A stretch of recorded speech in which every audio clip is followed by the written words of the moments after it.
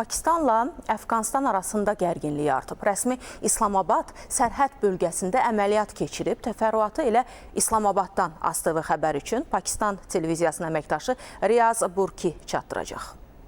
Pakistan-Əfqanistan sərhədi boyunca yerləşən və Fitnə Əl-Xəvaricə mənsub təşkilat rəhbərlərinin gizləndiyi sığınacaqlara, hazırlıq məntəqələrinə, həmçinin silah-sursat anbarlarına dəqiq zərbələr endirilib. Nəticədə Hindistan tərəfindən dəstəkləndiyi iddia olunan azı 26 nəfər təşkilat üzvü məhv edilib. Pakistanın İnformasiya naziri Attaullah Tarar bildirib ki, bu əməliyyatlar ölkədə son vaxtlar törədilmiş terror hadisələrindən sonra həyata keçirilib. Nazir qeyd edib ki, 4 hədəf tamamilə məhv edilib. Bunlara Fitnə Əl-Xəvaricin komandirləri Əli Xan Xuşalay və Əksər Məhəmməd Zanihadiyə məxsus təlim mərkəzi, sığınacaq və sursat anbarının yerləşdiyi Marqaz kompleksi daxildir. Pakistanın İnformasiya naziri Attaullah Tarar vurğulayıb ki, Pakistan hər zaman regionda sülhün və sabitliyin qorunmasına çalışıb. Bundan yanaşı, ölkə vətəndaşlarının təhlükəsizliyinin təmin olunması dövlət üçün prioritet olaraq qalır.